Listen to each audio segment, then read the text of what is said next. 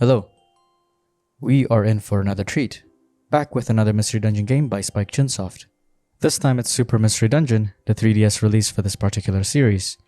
It's worth noting that I've actually never played this game before, so going through this game blind was a real treat. It was a very pleasant experience going through the event of Super Mystery Dungeon through a set of fresh eyes. And I'll share briefly some of my thoughts about this game after this story summary. Like my first Pokémon Mystery Dungeon video, this video contains the plot summary for those of you who aren't planning to play this game at all, or those who want to relive the story without playing the game again. The game starts off like any other Pokémon Mystery Dungeon games with a personality quiz. The difference between Super Mystery Dungeon and the Rescue Team and Explorer games would be that, at the end of the quiz, you don't actually have to go through with what the game decides. You still have a chance to choose from the Generation 1 to 6 starters, as well as Pikachu and Riolu. Being the hoenn baby that I am, I decided to go with a Torchic named Fool again, and a Mudkip as my partner. We begin the game with a mysterious text informing us that all life is said to have been born from the same source. The scene then shifted to an obviously flustered Deoxys, taking note of a nearby roaming Rayquaza who broke through its natural habitat. A human transformed into a Pokémon devoid of memories. Classic Pokémon Mystery Dungeon premise. This time, we woke up near a small body of water, where we were able to confirm our transformation into a Pokémon by looking at our reflection on the water surface. We were instantly attacked by a trio of Beheeyem and spared no expense in running away. We bumped into a wandering Nuzleaf close by and escaped together into a mystery dungeon. Here we have our usual tutorials and just general exploration and feeling out process for the game. We were scolded by the Nuzleaf, who was under the impression that we caused some kind of ruckus that resulted in the Beheeyem trio's pursuance. The trio almost caught up, and we ventured deeper into the mystery dungeon, and more tutorials. Once we got out, Nuzleaf was at the brink of washing his hands off the trouble, but ended up offering his home as temporary shelter for us. Naturally, we agreed. We followed Nuzleaf to this hill overlooking Serene Village, where we would spend the majority of the first half of the game. Once at Nuzleaf's house, he informed us that with our current appearance, it would be best to enroll at the local school to not arouse suspicion. Nuzleaf left and told us to stay put and cause no trouble. Of course, that wasn't the case. We heard a noise outside and checked our surroundings, where we met Mudkip, who would eventually be our partner for the rest of the game. The partner Pokémon is a very high-spirited sort. He does things in his own pace, often disregarding others around him. But he's a very lovable sort. A troublemaking sort though, as he gets chased by the rest of the village here. While exploring the town, we happened to overhear the village children whispering about a lost Goomy who hadn't returned upon partaking in a dare started by the Shelmet and Pancham. Being the good Samaritan that we are, we offered to go help and venture into the foreboding forest. After exploring the dungeon by ourselves, we found the Goomy who had completed the dare but was too afraid to go back alone. Despite bringing Goomy back into the group, the two bullies kept making fun of the dragon type. We went back to the house and got scolded by Nuzleaf. Only for a little while though, Nuzleaf seemed to understand our actions. The next day, Nuzleaf accompanied us to Serene Village's school, where we met Principal Simipour and Vice Principal Watchog, who was quite concerned about the school's problem child. We were introduced to the class and met the group at Foreboding Forest again, plus Esper here. Our partner Pokémon arrived late to class and bonked us right in the head, causing us to faint. Upon regaining consciousness and returning to class, the partner Pokémon's personality was shown on full display here, a friendly and brash character, but a generally well-spirited soul with ambition of joining the Expedition Society. After class, our partner offered us to go to his special spot in the village, but Pancham and Shelmet dared us to go to the Drillburg coal mine dungeon. Apparently, there was some treasure located deep inside the forbidden path in the coal mine. The partner Pokémon tricked these very gullible Drillburs, and we dashed right past them. At the end of the dungeon, we found a Gabite who was protecting the supposed treasure mentioned by Pancham and Shelmet.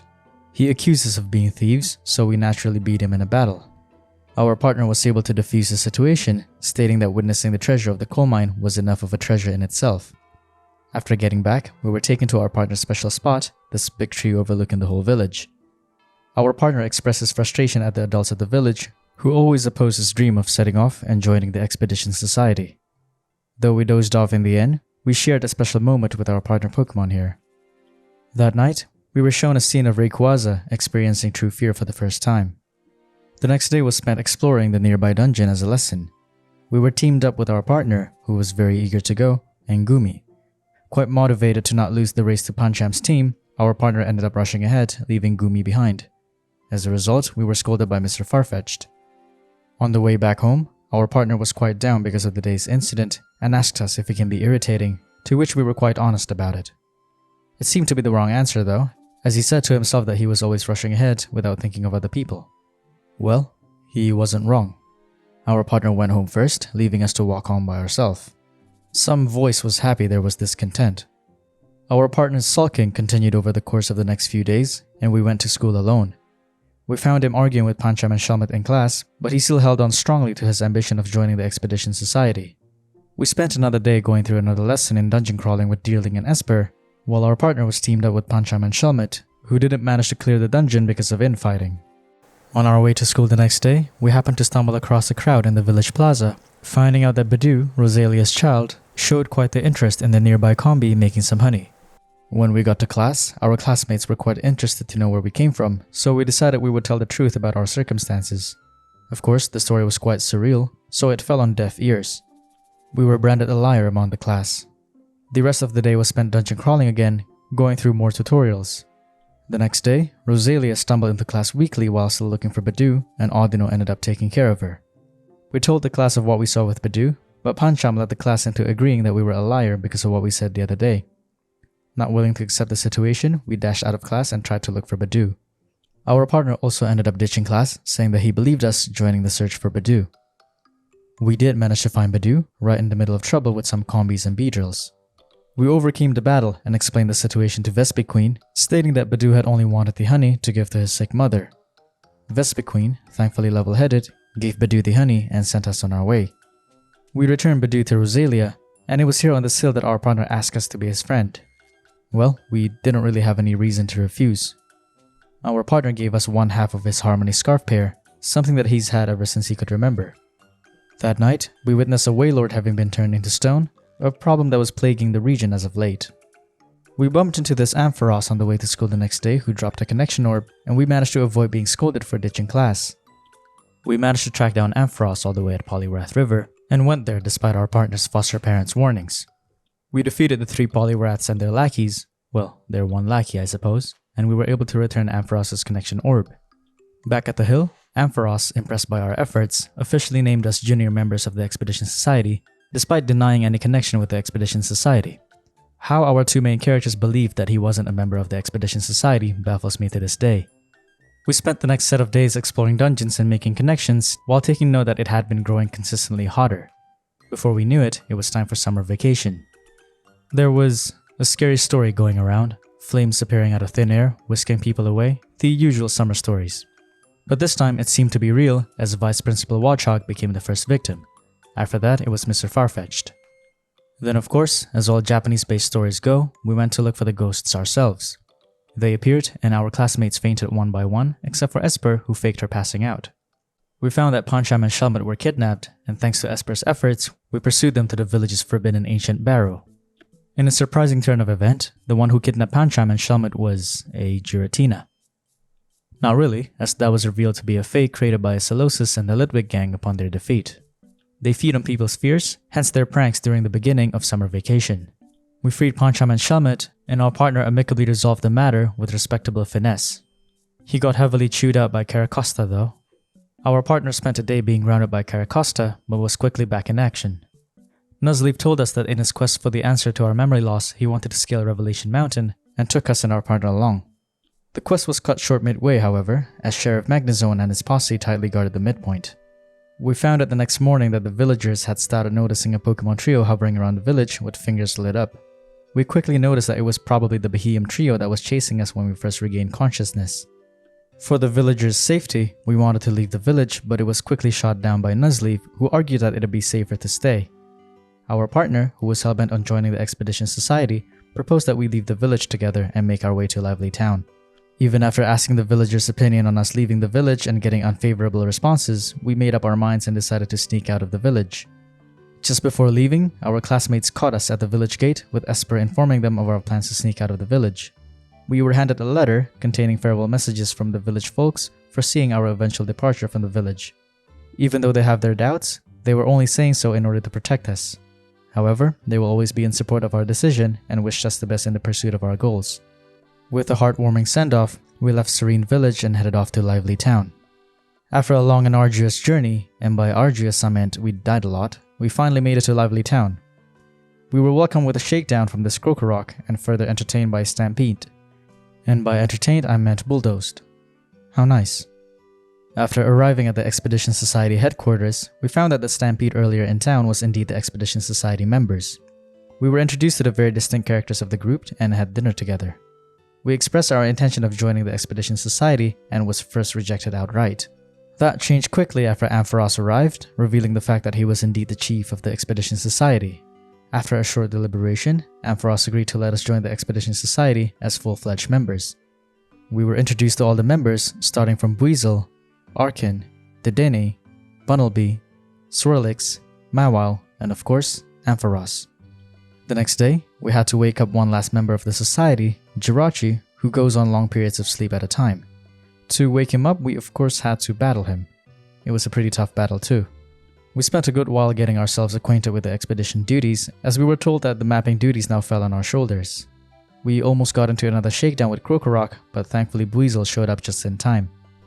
Arkin was nice enough to buy us a pass for the Lapras liner, though it did cost him a good penny. While on the Lapras, Latios and Latias were shown to be fleeing from something. We ended up on the Air Continent, where a prominent rumor of Pokémon turning into stone was spreading. While engrossed in conversation, we saw that the two legendary psychic Pokémon crash-landed in the forest nearby, so Arkin assured the public not to panic and declared that the Expedition Society would go and investigate. We found Latios turned into stone, crash-landed in the forest. While Arkin investigated the Latios, we went ahead and found his sister, Latias, turned into stone as well. Entei appeared, asking us whether we were the ones who turned Latios and Latias into stone.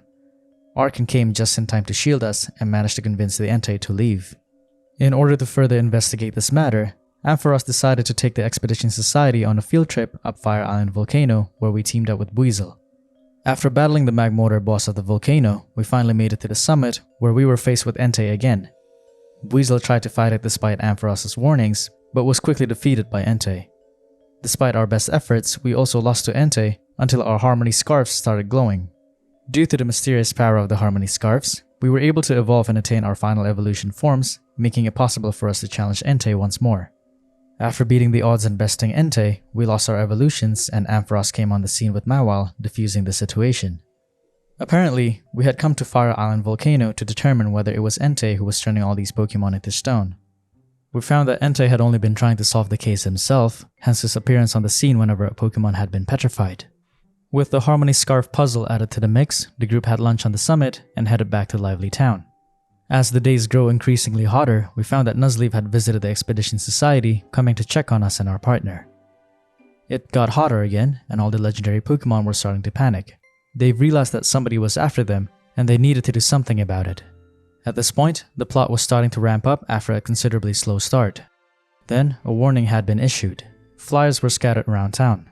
The next target had been decided, and the place will be at Showdown Mountain on the Water Continent.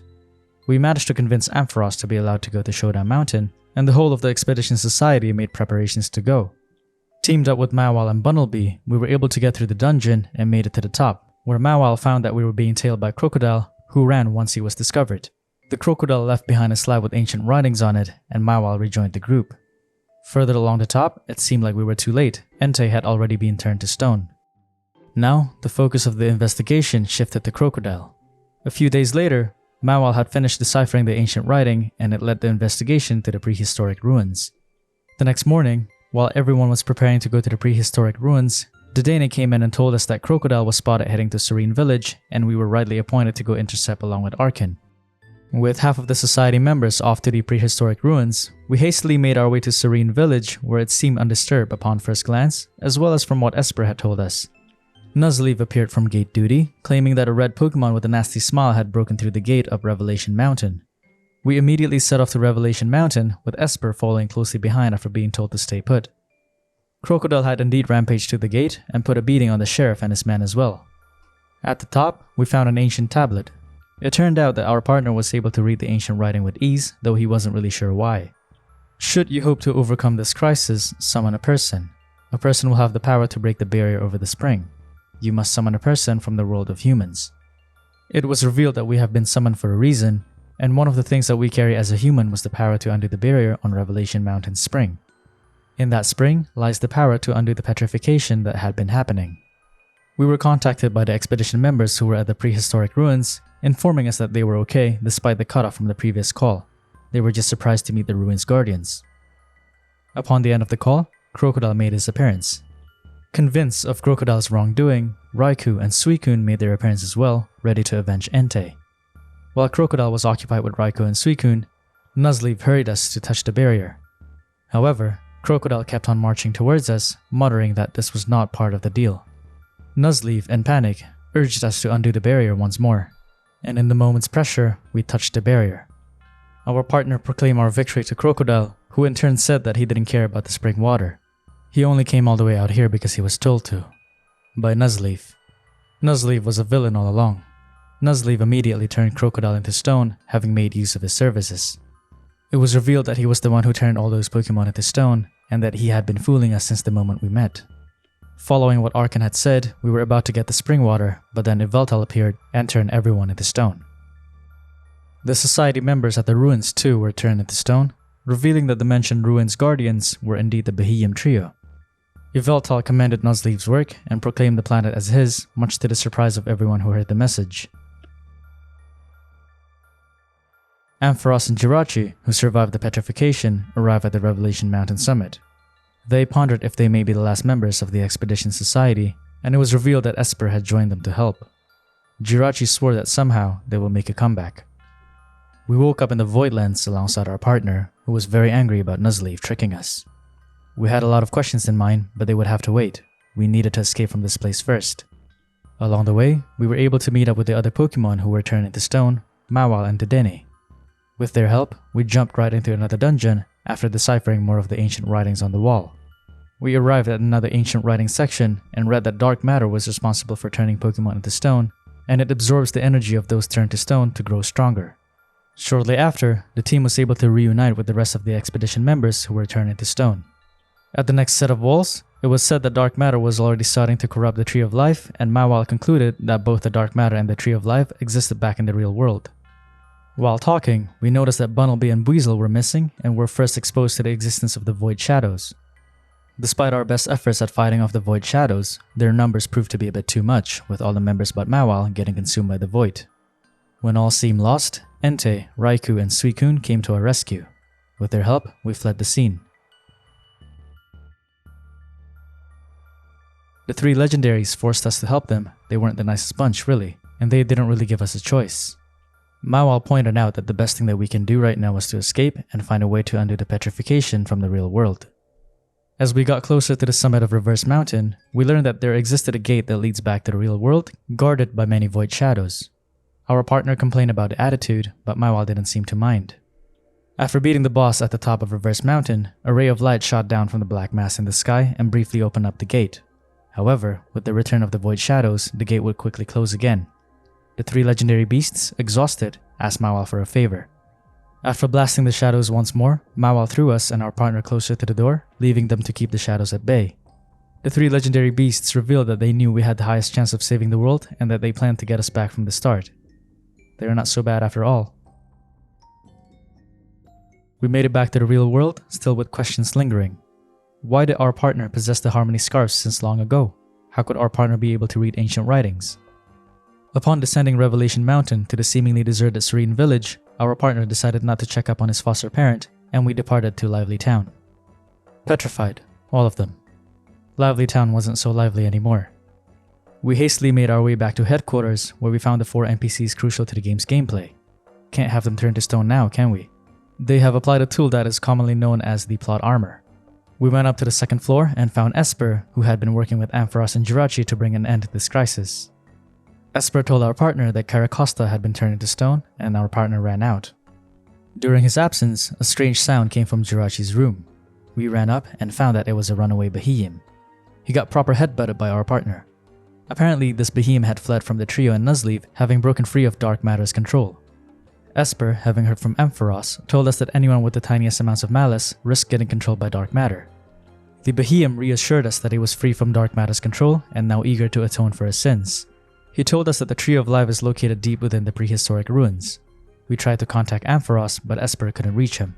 So, off to the ruins we go. While on the way to the ruins, it seemed that Esper was in contact with Nuzleaf. During our time in the prehistoric ruins, we tried to press the Beheeyem for answers, but he remained tight-lipped. Not far off, we also encountered the rest of the expedition members having been turned into stone. Upon clearing the dungeon, we were led into a dead end. Our partner concluded that the Behemoth was just leading us on and asked him what he could gain from this. Much to our surprise, it seemed like the Behemoth was set up by Nuzleaf as well, having been fed the wrong information. Nuzleaf and the rest of the Behemoth made themselves known and made it clear that if they were to be turned into stone here, there would be very little chance to come back. Nuzleaf also revealed that the turncoat Behemoth was the one who made us lose our memories, hitting us with a psychic attack. After that attack, Nuzleaf concocted a plan. They would absorb the luminous water's power for themselves, becoming stronger than ever. He needed to become our ally. With the turncoat Behemoth dejections apparent, our partner tried to spur him on. He said that our friends are counting on us. Nuzleaf further revealed that our bonds as friends weren't as strong as we thought, as Esper was the one who was leaking information to Nuzleaf. Esper had been discovered by Nuzleaf at Revelation Mountain and agreed to work with him in exchange for her life, all the while pretending to be helping Ampharos. Turncoat Behemoth didn't want to be sent into the Voidlands, finally agreeing to work again with Nuzleaf. With our backs to the wall, it seemed like there was no hope. But this wouldn't be a Mystery Dungeon game without another plot twist. Consider your expectations subverted as Ampharos arrived on the scene with Jirachi and Celebi, revealing that Esper was indeed a double agent. Celebi transported us away from the prehistoric ruins close to the primeval forest.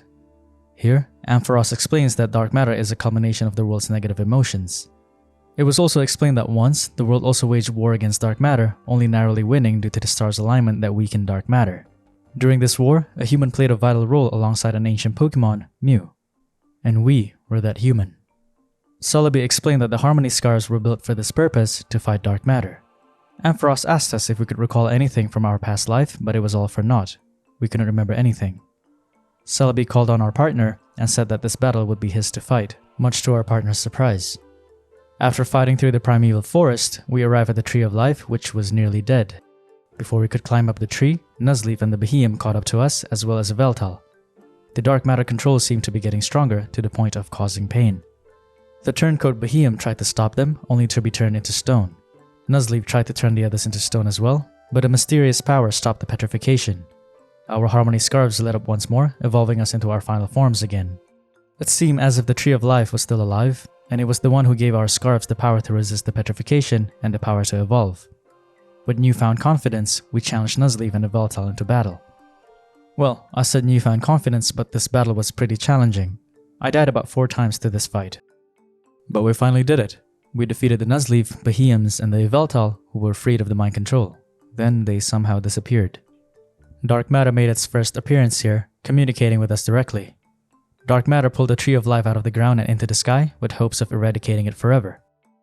With the Tree of Life out of the picture, the planet will stop its rotation and inch closer to the sun, hence the increase in recent temperatures. Our partner, desperate to save the tree, made a final dash to the tree, climbing the rubble supported by the expedition members and Celebi, but ultimately failed to reach it. Even Jirachi and Celebi weren't able to catch up to the tree. Dark matter declared its victory, all seemingly lost. However, the group hears a roar and witness the tree being stopped from its ascent, with Deoxys and Rayquaza working together to stop the tree.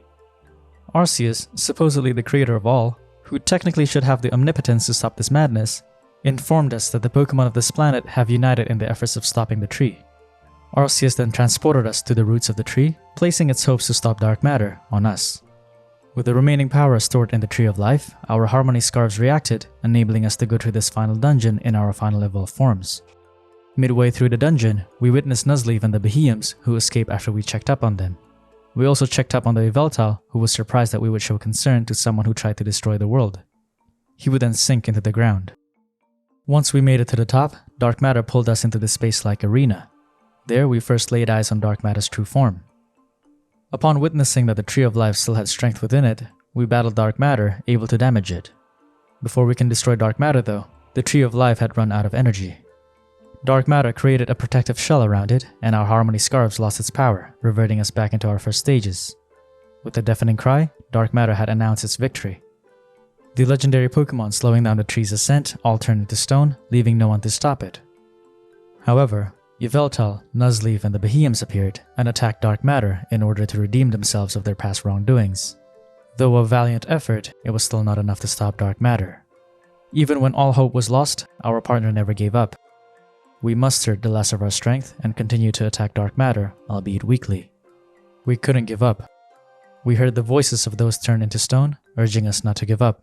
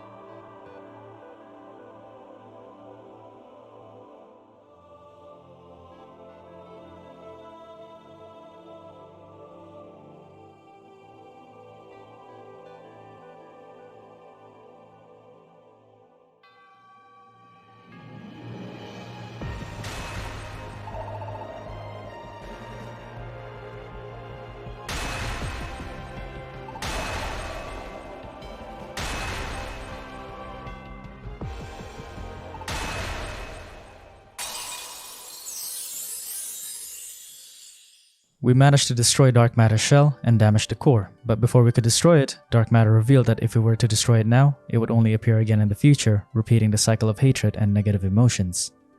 Our partner was undeterred, however, and stated that negative emotions are inherent in all of us and that he accepts all those feelings. They're all part of who we are.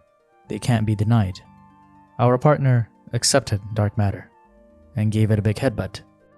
This was just what the world needed, for someone to accept Dark Matter and help it move on. All the Pokémon who were turned into stone were freed and the world was saved. The Tree of Life had been restored, restoring the planet's rotation cycle to normal. And with the Tree of Life's restoration, Xerneas was also restored. The expedition members made it back on the scene, ready to celebrate the saviors of the world. After a short while, with Esper and our partner, we headed back to Serene Village, where the village folk celebrated our return. Our partner spared no expense in telling the village of our heroics, and the celebration went into the late hours of the night. We pondered about our role in this world and whether we had fulfilled our duty. Afraid we were going to have to disappear, we expressed our wish to stay in this world with our partner. The next morning, we woke up and found our partner under the big tree overlooking the village.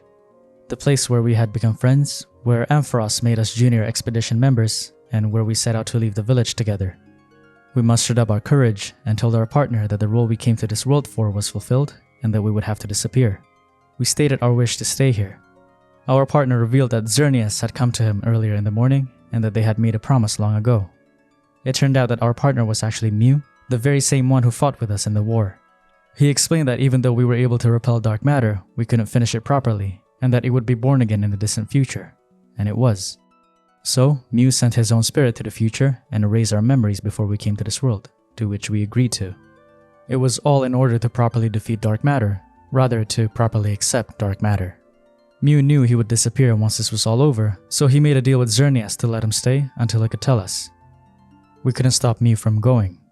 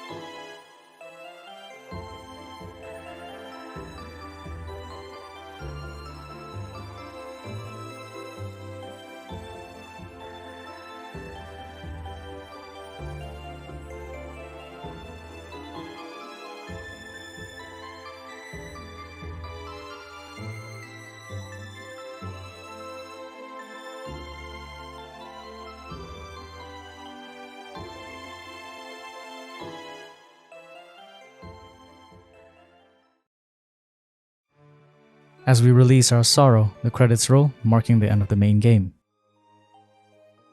The story obviously doesn't end here, and much like my previous Mystery Dungeon video, I'll leave it up to you to find out what happens next and to experience the postgame for yourself. Super Mystery Dungeon is definitely shorter than Explorers of Sky, at least the main game is, and a good chunk of the hours spent on the main game is spent at Serene Village, and that brings both good and bad to this game. While it really did help solidify our partner character's traits and disposition, as well as setting the overall environment of the game, it did make the last couple of hours of the game feel quite rushed. I completed the game in about 25 hours, and to my recollection, the start of the prehistoric ruins bit began at hour 20-ish. So the last 5 hours were spent taking in quite a lot of story exposition, and that was already coupled with the dungeon crawling and the boss fights. While I do think the story is quite solid and the partner Pokémon is quite fleshed out in character, the overall story progression could definitely have been paced a lot better. That didn't make me like Super Mystery Dungeon less, but that might just be because I'm a big fan of the Pokémon Mystery Dungeon series and Spike Chunsoft's style of storytelling. But I did find myself more emotional and moved when I played Explorers of Sky. The story pacing ties me to my next point, which I'm not sure if it's a good or a bad thing. There is a clear difficulty in grinding in this game, meaning it was quite hard to find grinding spots in the main game just because everything gave off quite minimal EXPs. You had to fail dungeons in the main story to grind due to the story missions coming in quite quickly, and some were unavoidable. I do realize this game forces you to play differently, such as finishing fights and dungeons with wands, orbs, and the many items that the game gives you, as well as the strong connections we made along the way, but it does make me miss grinding a lot. I happen to really like the grinding process in these kinds of games and find it quite rewarding. And in turn, that connects us to the post-game, where if we want to continue the post-game story, we have to brave the dungeon that leads us to Xatu alone. And this is by no means easy.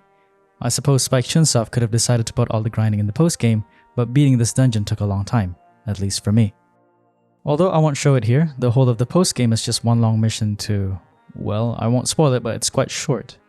Once I got over that dungeon that leads to Xatu, I completed the post-game in under 2 to 3 hours. In that aspect, I definitely think this game is quite short compared to Explorers of Sky. But again, I still really enjoyed this game. I still think that compared to the main game series, Spike Chunsoft is able to make us connect with the characters involved in the story a lot more. And for me, that makes the game that much more memorable. I hope you've enjoyed this video, and let me know what you think of the game down in the comments below. Until the next video, take care.